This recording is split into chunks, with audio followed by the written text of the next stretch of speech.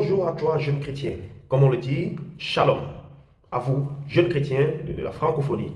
Je suis le Sentinelle, éducateur en crypto-monnaie. Oui, est-ce qu'un chrétien peut investir dans la crypto-monnaie? Est-ce qu'un chrétien peut investir dans le trading? Est-ce qu'un chrétien peut faire ceci? Est-ce qu'un chrétien peut faire cela? Laisse-moi te donner la réponse. Là où tu n'occupes pas la place, les enfants du diable le feront. La technologie vient de Dieu. La crypto-monnaie est une technologie qu'on appelle la blockchain. C'est un produit de la blockchain. Avec la blockchain, on peut faire beaucoup de choses. On peut faire des contrats intelligents, créer des applications, faire des cotisations à l'international, faire des transferts à l'international. Je vous donne un exemple. Prenons un responsable d'église qui se trouve en Afrique ou en Chine, qui doit recevoir des dons des membres qui ne sont pas du même continent que lui. La plupart des transferts sont souvent faits par Western Union ou banque ou quoi. Avec la crypto-monnaie, vous n'avez pas beaucoup de frais. Peut-être avec 1 million de francs CFA, vous n'aurez qu'à payer peut-être 10 000 francs ou 5 000 francs de frais. Peut-être. À moins de coûts, vous avez à transférer votre argent sans protocole bancaire. Vous savez que les banques, ils rendent difficile les transferts internationaux. Vous le savez tout comme moi. Non seulement c'est coûteux, mais c'est difficile. Je vous donne un exemple.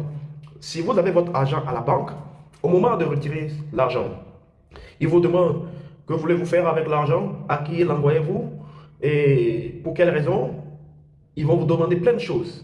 Mais pourtant, c'est votre argent. C'est-à-dire, notre argent n'est pas en sécurité avec nous dans nos banques. Vous savez que les banques, ils tombent en faillite.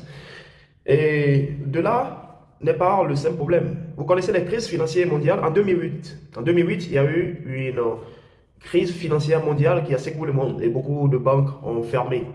Et quand ton argent est à la banque, ici en Europe, la banque ne peut que garantir 100 000 euros pour que tu puisses récupérer. Au-delà de 100 000 euros, tu ne pourras plus récupérer ton argent.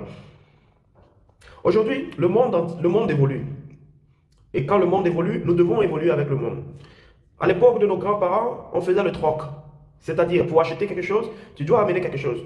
Pour acheter peut-être des bananes, tu dois amener peut-être des avocats pour échanger. On appelait ça le troc. Et après ça, il y a eu de l'or physique qu'on pouvait prendre pour acheter. Et il y avait aussi de l'argent, le métal, qu'on pouvait prendre pour acheter, faire les transactions. Après cette époque, on a eu l'époque des coris. Certains de nos aïeux utilisaient les coris. Les coris pour les échanges commerciaux.